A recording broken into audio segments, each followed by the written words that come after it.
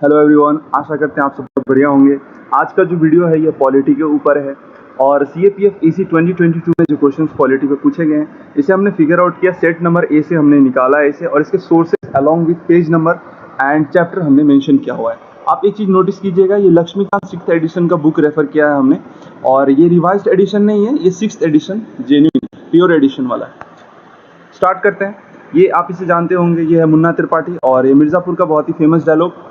बहुत तकलीफ होती है जब आप योग्य है और लोग आपकी योग्यता ना पहचाने। हम क्वालिटी पे बहुत मेहनत कर रहे हैं बट कहीं ना कहीं व्यूज़ हमें आ रहे हैं अच्छे से, बट हमें सब्सक्राइबर काउंट कम हो रहे हैं। तो आप प्लीज़ सब्सक्राइब कर लीजिए अगर आपको क्वालिटी बहुत अच्छी लगती है तो। स्टार्ट करते हैं पहला क्वेश्चन से। Landmark DC Wadhwa versus state of Bihar in supreme court is related which one.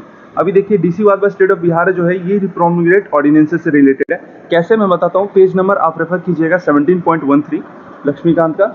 इसमें कि so far judgment of supreme court, DC Wadhwa actually क्या हुआ था 1987 में ना, गवर्नर ऑफ बिहार को सुप्रीम कोर्ट ने फटकार लगाई थी क्योंकि उन्होंने, गवर्नर ऑफ बिहार ने 256 ऑर्डिनेंसेस इशू कर दिए लास्ट 14 ईयर्स में। तो ऑर्डिनेंस एक्चुअली होता क्या है कि ये होता है टेम्पोररी लॉ एंड ये गवर्नर एंड प्रेसिडेंट इशू कर सकते हैं। जैसे फार्म लॉ जो हुई थी, तो फार्म लॉ भी पहले ऑर्डिनेंस के तहत इशू हुई थी और बाद में जाके उसे लेजिस्लेटिव प्रोसीड्यूर के थ्रू लॉ बना दिया गया। सेम केस यहाँ पे सुप्रीम कोर्ट ने बोला कि आपने ऑर्डिनेंस तो इशू कर दिया बट इसे लेजिस्लेटिव प्रोसीड्यूर के थ्रू आपने लॉ क्यों नहीं बनाया। और ये 256 ऑर्डिनेंसेस बहुत ज़्यादा हो गए, तो सुप्रीम कोर्ट ने इसे नोटिस किया और उनको फटकार लगाई और बोला this is the violation of constitution. तो इसी वजह से ये DC Wadhwa versus state of Bihar case famous हो गया and it was called promulgate ordinances. Next question, which of the following is not a feature of Indian federalism. Federalism, Indian federalism जो basically है, अभी इसका आपको मिल जाएगा पेज, मैंने इतने सारे रेफरेंस दे चुके हैं, आप इसमें से कोई भी पढ़ लीजिएगा एंड परफेक्ट रेफरेंस ये वाला है। यहाँ पे सिंपल दिया होगा, India is a federal system government with constitutional division of powers. Division of powers, हमारा फोर्थ ऑप्शन क्या है, Indian federal is based on the principle of separation of power. तो हमारा सेपरेशन ऑफ पावर पे नहीं है, हमारा डिवीजन ऑफ पावर पे बेस्ड है हमारा जो फेडरलिज्म है। ये डिक्टो यहाँ पे क्वेश्चन उठा दिया गया इसी पॉइंट से। और आप ये पार्ट भी रेफर कर सकते हैं, आप ये पार्ट भी रेफर कर सकते हैं, ये सारा पेज नंबर पे मैंने सोर्सेस दी हुई है। तो ऑप्शन हो जाता है D is the correct answer. Which one of the following statement about princely state is not correct. Okay, तो हम लोग डायरेक्टली ये पेज नंबर 5.4 पे रेफर करना, आप ये वाला ये पार्ट है 5.4 का। तो ऑप्शन डी इसका आंसर इसलिए है क्योंकि यहाँ बोला गया है state of Travancore finally join the India through plebiscite.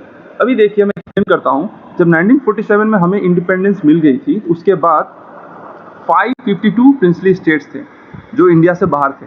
तो सरदार पटेल जी ने 549 स्टेट्स को इंडिया में जोड़ दिया था, लेकिन 3 स्टेट्स ऐसे थे जो इंडिया में नहीं ज्वाइन हुए थे। कौन से? हैदराबाद, जूनागढ़ एंड कश्मीर।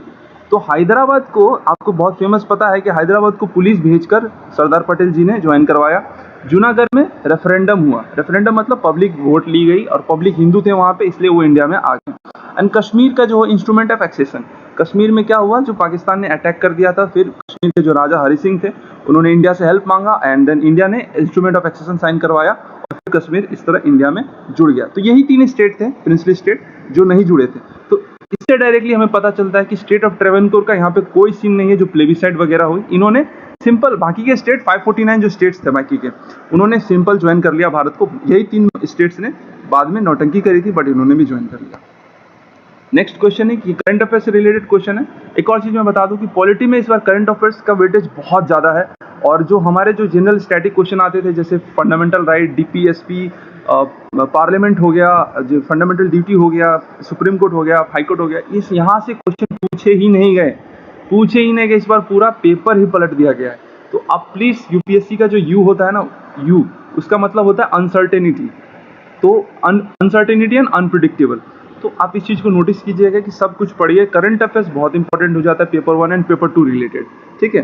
तो अब यहाँ पे देखते हैं कि मालदीव्स में क्या हुआ कि एंटी इंडिया प्रोटेस्ट काफी हो रहा था, किसी प्रकार से होते रहता है क्योंकि यहाँ पे मुस्लिम मेजोरिटी ज़्यादा है मालदीव्स में। तो एंटी इंडिया प्रोटेस्ट को बैन करने के लिए मालदीव्स के गवर्नमेंट ने कुछ लाया था। तो उसी में ये न्यूज़ में आ गया कि दिवेही लैंग्वेज, तो दिवेही लैंग्वेज जो है वहाँ का प्रोमिनेंट है, ठीक है। तो मालदीव से सबसे क्लोज हमारा लक्षद्वीप है एंड काफ़ी ज़्यादा सेम रहता है वहाँ पे।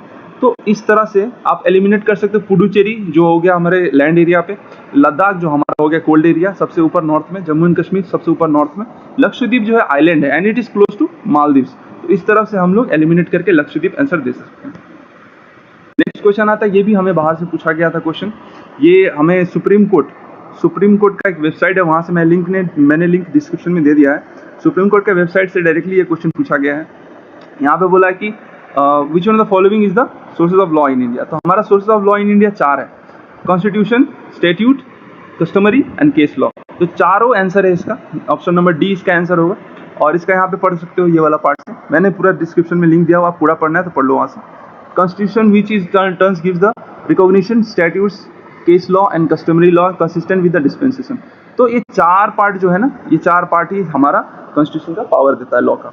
एक और चीज़ मैंने रिसर्च करी, बहुत रिसर्च किया, एक लीगल स्टडी सीबीएसई का बुक है, एक लीगल स्टडी बोल के, उसका यूनिट 2 में आप इसको चैप्टर 3 मिलेगा आपको, सोर्सेस ऑफ लॉ। थोड़ा सा बड़ा चैप्टर है, आपको अगर पढ़ना है तो आप पढ़ लीजिएगा, क्रोम में मिल जाएगा आराम से सर्च करने से, ठीक है। नेक्स्ट स्टार्ट करते हैं।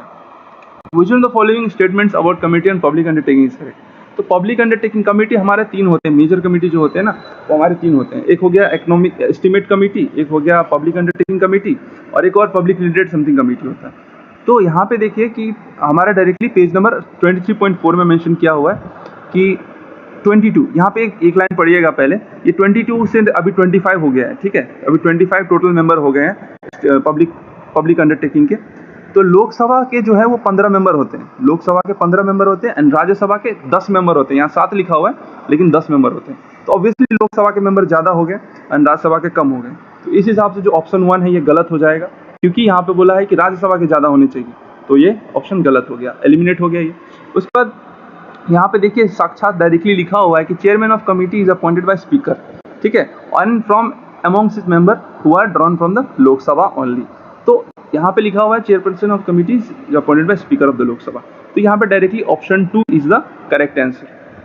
पेज 23.4 पे आपको रेफरेंस मिल जाएगा। Which one of the following statement is not correct. अभी देखिए बाकी का ऑप्शन आप चेक कर लीजिएगा, मैं एकदम स्ट्रेट कट पॉइंट, एकदम सीधे पॉइंट पे बात करूंगा यहाँ पर कि censure motion can not be moved against the entire council of minister. तो सेंसर मोशन जो होता है ये कंडेम्ड करने के लिए होता है, काउंसिल ऑफ मिनिस्टर या उनके जो एक्ट है, ये उन्होंने कोई काम किया है इस तरह से जो खराब लगा अपोजिशन पार्टी को, तो उनको कंडेम करने के लिए वो लोग सेंसर मोशन पास करते हैं, ठीक है, पार्लियामेंट में। तो सेंसर मोशन पास बेसिकली एक तरह का कंडेमनेशन है, एक तरह का निंदा करना हुआ। तो यहाँ पे आपको पेज नंबर 22.18 में टेबल 22.2 में मिल जाएगा। सेकेंड पॉइंट देखिए यहाँ पे, it can be moved against an individual minister और ग्रुप ऑफ मिनिस्टर और the entire council of minister. तो आप एक मिनिस्टर पे भी कर सकते हो, ग्रुप ऑफ मिनिस्टर जैसे 10 मिनिस्टर है तो 10 पे कर सकते हो, या पूरा का पूरा काउंसिल ऑफ मिनिस्टर पे कर सकते हो, ठीक है। तो ये आपको मिल जाएगा इस पार्ट पे। विच one of the following statement is not correct. अब कौन सा इसमें से करेक्ट नहीं है, सॉरी, ये next question, which one the following correct statement is respect appointment of district जजेस। तो डिस्ट्रिक्ट जजेस जो है ये सबऑर्डिनेट कोर्ट में आपको मिल जाएगा पेज नंबर 36.1 पे। यहाँ पे सीधे लिखा हुआ है, सीधे पॉइंट सी पर आते हैं। देखिए ये डिस्ट्रिक्ट जजेस का बात किया तो इसलिए ये गवर्नर का मामला हो जाता है, यहाँ पे गवर्नर संभालता है। तो they are appointed by the governor in consultation with the high court of the concerned state. Since it's a district जज, तो यहाँ पे chief justice of high court, ये डाउटफुल लगता है ऑप्शन ए, लेकिन ऑप्शन बी देखिए प्रेसिडेंट अपॉइंट करेगा। प्रेसिडेंट इतने छोटे लेवल पे नहीं करेगा अपॉइंट, तो बी गलत हो जाएगा यहाँ पे। And they are appointed by supreme court, and supreme court भी इतने छोटे लेवल अपॉइंट नहीं करेगा, तो ये भी गलत हो जाएगा। ए और बी, सी में अगर कंफ्यूजन है तो सी इज द आंसर, क्योंकि यहाँ पे डायरेक्टली लिखा हुआ है appointment, posting and promotion district जज in state are made by the governor, और ये with consultation of high court, ठीक है। तो यहाँ से डायरेक्टली आपको 36.1 पेज नंबर पे मिल जाएगा। नेक्स्ट क्वेश्चन आता है स्वर्ण सिंह कमेटी, बहुत ही फेमस कमेटी है, और फंडामेंटल ड्यूटी जो हमारा ऐड हुआ था कि इनके थ्रू ही ऐड हुआ था, तो यहाँ पे डायरेक्टली फंडामेंटल ड्यूटी है, इसके रेफरेंस आपको पेज 9.1 पे मिल जाएगा। 1976 में स्वर्ण सिंह कमेटी बनाया गया था कांग्रेस की तरफ से। क्यों बनाया गया था? क्योंकि इंटरनल इमरजेंसी हो गई थी, हमारे देश में काफ़ी ज़्यादा दंगा वगैरह हो रहा था, तो उसको हमारे लोगों को फंडामेंटल ड्यूटी का आभास दिलाने के लिए, हमारे देश के प्रति क्या ड्यूटी होती है उसका एक फीलिंग दिलवाने के लिए ये कमेटी बैठाई गई थी। तो इन्होंने एक फंडामेंटल ड्यूटी हमारा कुछ रिकमेंडेशन दिया था, जिसमें से 10 रिकमेंडेशन कांग्रेस ने एक्सेप्ट की एंड 42nd अमेंडमेंट एक्ट के तहत उसे कॉन्स्टिट्यूशन में जोड़ दिया। तो जोड़ा तो कौन सा पार्ट बना? पार्ट 4A बना था, एंड पार्ट आर्टिकल 51 में उसे इंसर्ट कर दिया गया था, and it is called fundamental duties. Okay, page 9.1 पे फिर बोला कि what is the term office of the chairperson of members of the national human right commission. देखिए ये बहुत ही फैक्चुअल क्वेश्चन है। 3 years and up to 70 years of age। इसका आपको मिल जाएगा पेज 55.1 पे। यहाँ पे लिखा हुआ है कि चेयरपर्सन है member hold office for term of 3 years until they attain the age of 70 years। तो ये वाला पार्ट यहाँ से आप डायरेक्टली लिख सकते हो पेज 55.1 पे, इजिली रिकॉग्नाइजेबल है। देखिए एक चीज़ और मैं बता दूं, इस बार लक्ष्मीकांत से जो था, लक्ष्मीकांत से 8+ क्वेश्चंस आए थे, 8+ क्वेश्चंस आए थे। एंड एक इंडियन कॉन्स्टिट्यूशन एट वर्क, आपको क्लास 12 का जो पॉलिटी बुक है इंडियन कॉन्स्टिट्यूशन एट वर्क, उससे भी 1-2 क्वेश्चन आए थे, उसको पूरा पढ़ने से 1-2 question. But input is to output ratio देखो तो आप लक्ष्मीकांत कंप्लीट कीजिए, उससे भी आइडिया लगा के आप क्वेश्चन कर सकते हो, मेरा यही मानना है। नेक्स्ट क्वेश्चन पे आते हैं, which on the following is are the functions of the cabinet secretary. देखिए कैबिनेट सेक्रेटरी गवर्नेंस से पूछ लिया गया डायरेक्टली। लक्ष्मीकांत का एक और बुक आता है गवर्नेंस पर, तो उससे डायरेक्टली ये क्वेश्चन इन्होंने पूछ लिया। यहाँ पे क्या बोलता है, ensure international coordination, ministerial inter minister coordination. तो जैसे निर्मला सीतारमन जी हो गई, राजनाथ सिंह जी हो गए, और बाकी के जो minister, defence minister, finance minister, ये सब, इनके बीच में जो कोऑर्डिनेशन मेंटेन करता है कौन करता है, हमारा कैबिनेट सेक्रेटरीट मेंटेन करता है।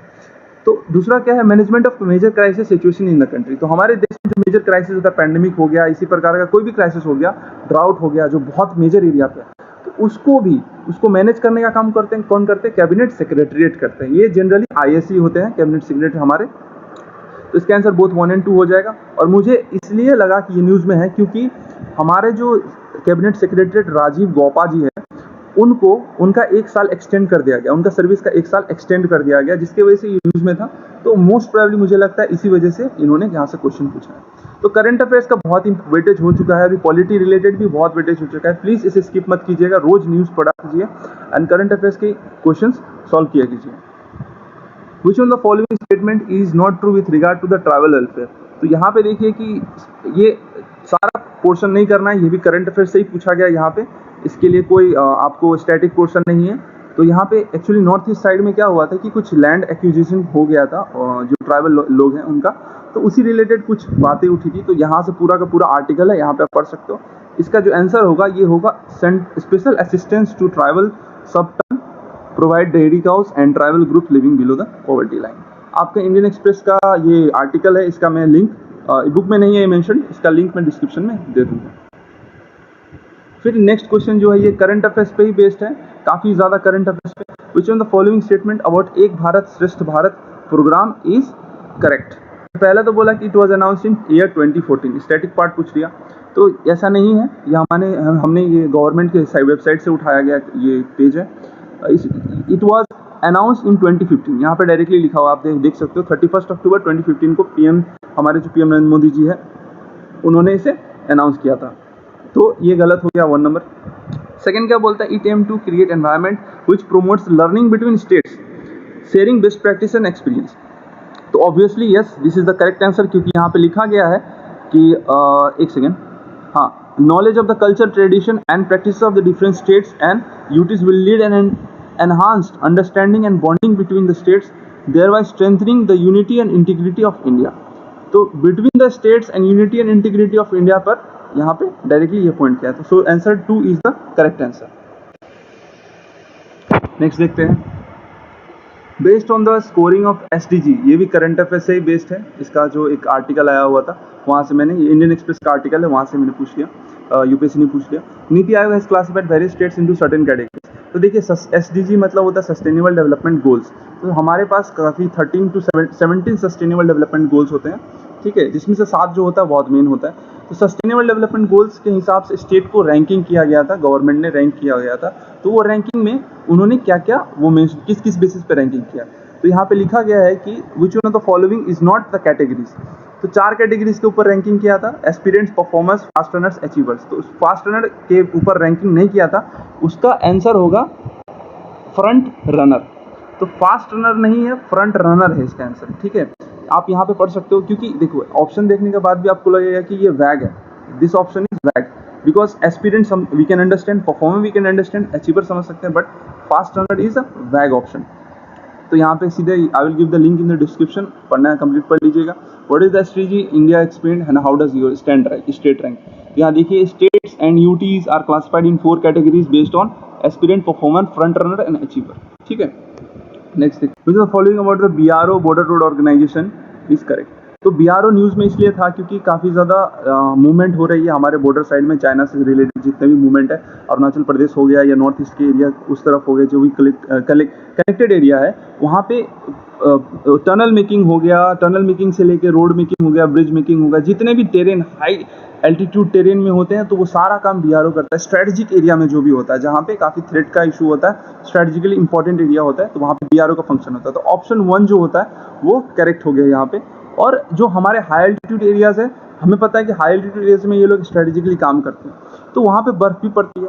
बर्फ़ पड़ती है तो रोड साफ़ करने का भी दिक्कत होता है, क्योंकि हमें क्लियरेंस चाहिए ट्रांसपोर्ट के लिए, राइट। तो बीआरओ ही वो काम करता है। तो इस हिसाब से जो आपका आंसर है बोथ 1 और 2, इसका आपको स्टैटिक पोर्शन ये काफ़ी ज़्यादा न्यूज़ में था, उस हिसाब से इन्होंने पूछ लिया। तो इसका आप डायरेक्टली गूगल कर सकते हो, वहाँ से आपको इसका जवाब मिल जाएगा। नेक्स्ट देखिए 76, इसका कोई परफेक्ट आंसर नहीं है बाय द वे, ठीक है। 76 जो है इसका, ये फिर से पूछ लिया कि ओल्डर सेंटर, देखिए हम लोग सीएपीएफ का एग्जाम दे रहे हैं, तो हमें सीएपीएफ का जो आइडिया है, नॉलेज होना जरूरी है कि पहला हमारा सबसे पुराना वाला सेंट्रल आर्म पुलिस फोर्स कौन सा था।